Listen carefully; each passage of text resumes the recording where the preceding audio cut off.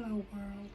Frida Reba Darcy and one Patricia O'Connor here. And today it is Super Fall Cypress Saturday. And I have been kind of busy this morning. It came time, so just little chores out and about. So today we're going to do a little look at some point at our bald cypress, see how they're doing. But I also would like to mention several things that are follow-ups and just also things that I had to think about today for whatever reason, so I might wanted to pass along. This morning, when I finally got around to watering my ponderosa, I gave it a good, healthy drink. And it was only then that I noticed that whenever the water runs through the pot the way it is absolutely supposed to, that it would fill up in here.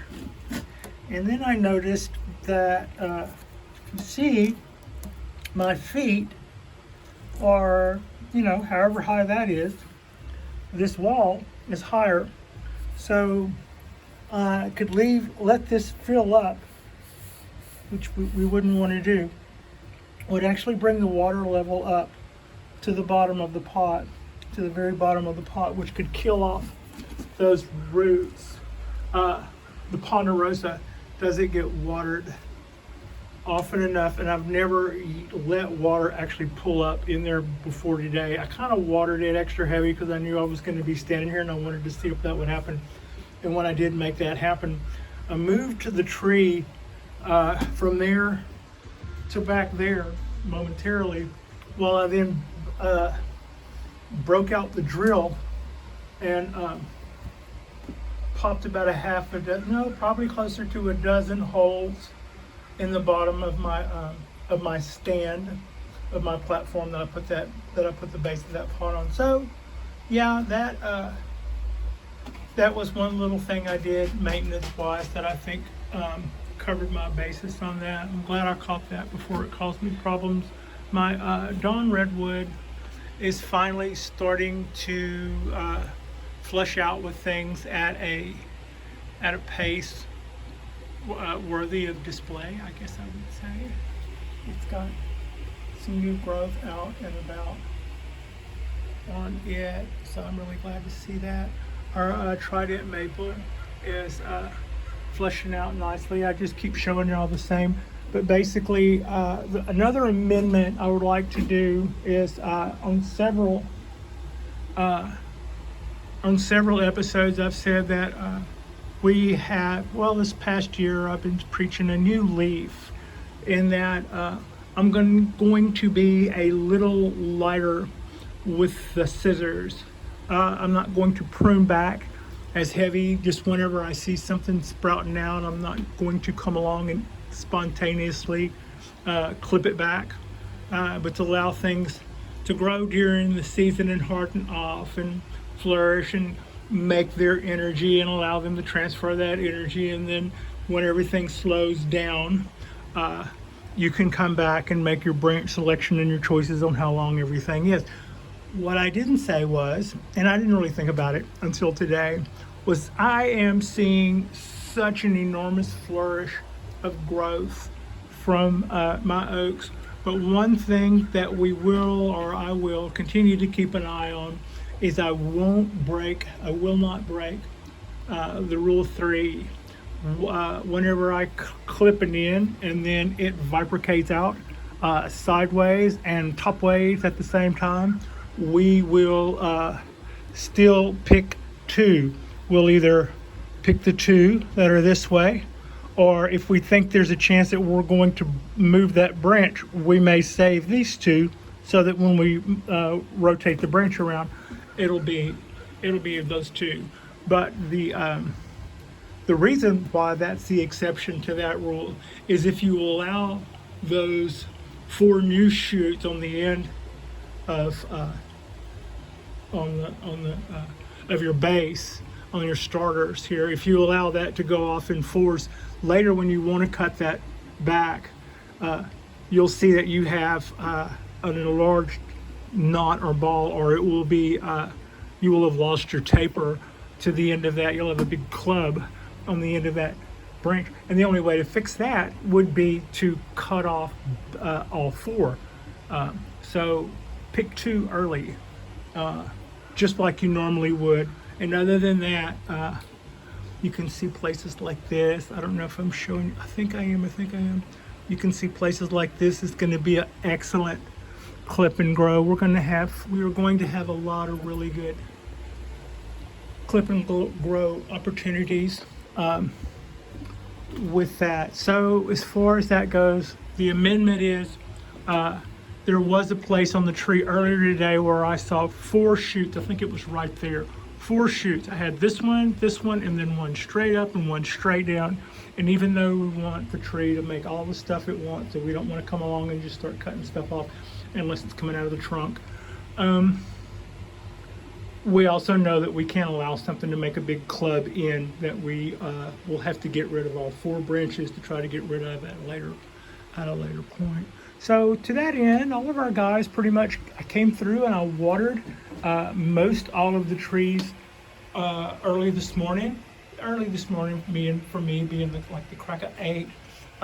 Then later, the one that didn't get watered, a couple of those got checked and they were a little closer to being ready than they were before. So while I'm amending things, I've been really excited about my little toothpick hack for trying to read my soil conditions. And when that used to be something that I did for some plants that were seasonal. In other words, they died every year, every winter. They were supposed to. So, but in order to keep the water level right, there were several methods you would use. One was to pick up the pot. You would get used to how heavy the container it was in would feel when it had adequate water in it, and how light it would feel when it didn't. That's not necessarily something that we want to be doing every time with our bonsai trees, and those differences for these guys can be a little bit more subtle than that. But another method that we had always used was that little wood as a monitor, a bamboo stake as a monitor, or a toothpick or a skewer as.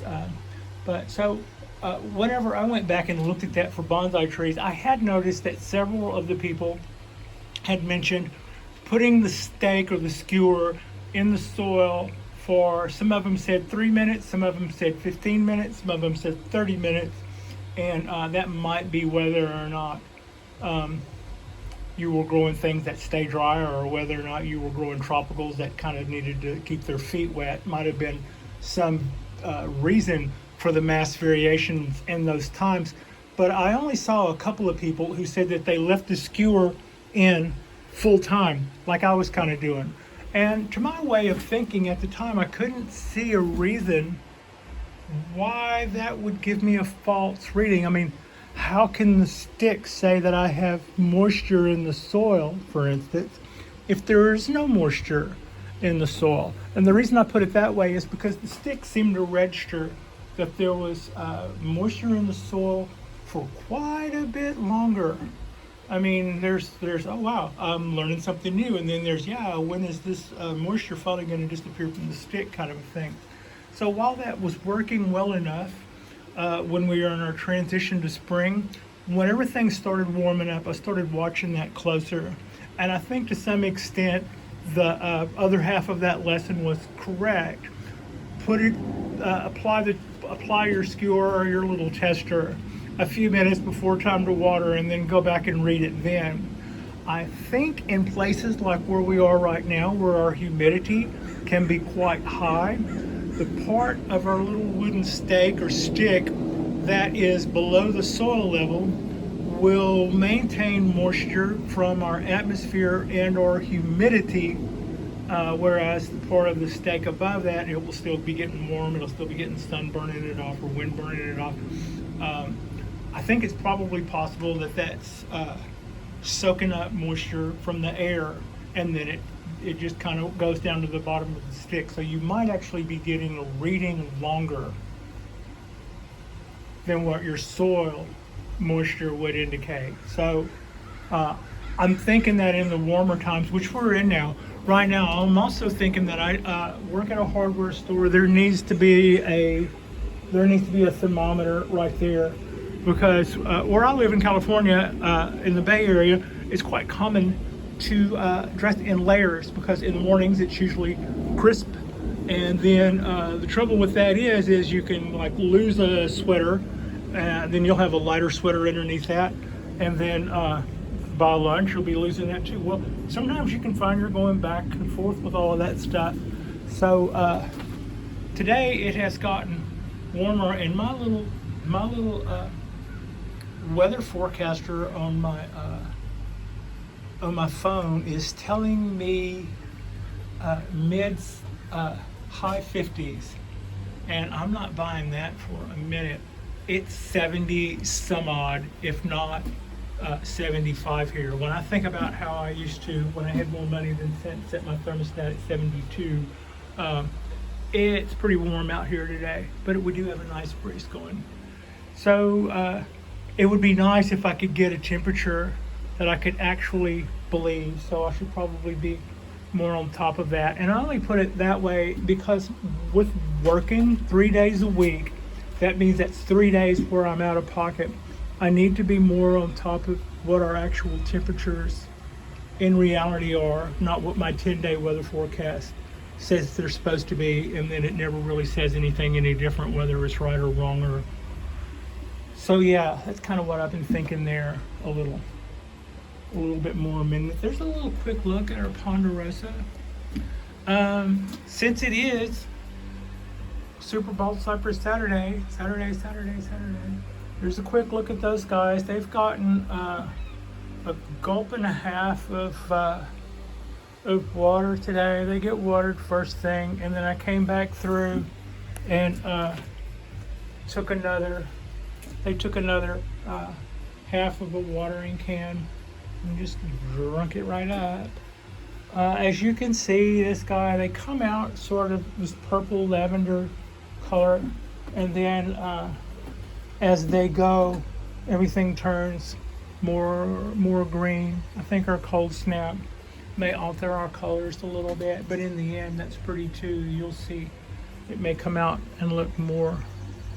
That cold snap. This is the stuff that survived the winter. So with our worst cold snap will be what those red edges are.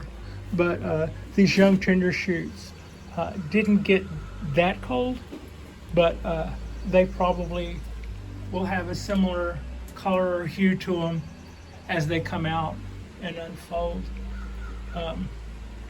Really is good to see everything, as it says, coming out and unfolding. There is another quick look at what will be, what promises to be our new leader. Show you again. It'll be that little guy right there. That's my finger is just a backup. We'll allow that guy to come up and run alongside this one, and at some point we will then trim this back, and that whole thing will be I think a lot cleaner.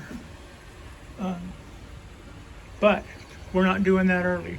This year, this summer, this spring, all we're going to do is continue to allow, maybe throw a piece of wire on that so that it does continue to come straight up. And I might trim the edges back on this so that this guy can take over.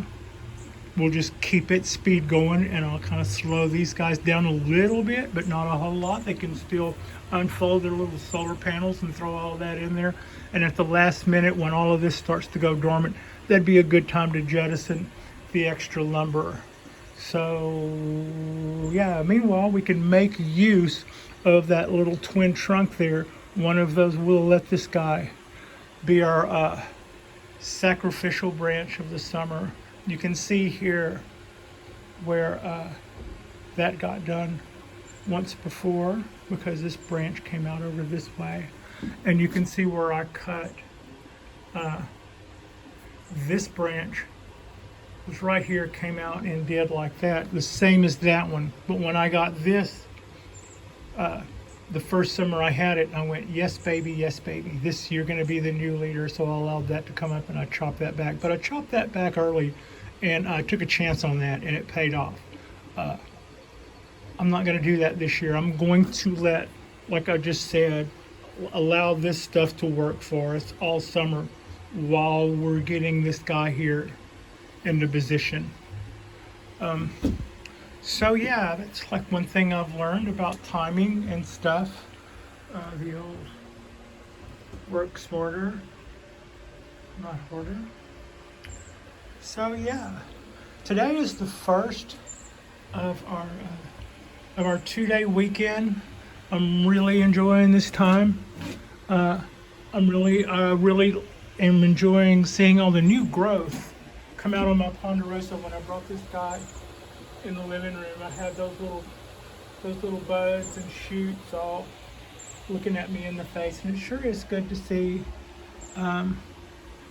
So yeah, I hope that you are enjoying your Saturday. I hope that your trees are starting to show you buds and promise of everything that's going to happen this year. And Frida wants me to tell you that she appreciates you and I appreciate you. I will, Frida and I actually will be making another one of these bonsai videos tomorrow. Look at the small little tree. It actually comes out of the trunk right there. But I like it. I don't know. Let me know what you guys think.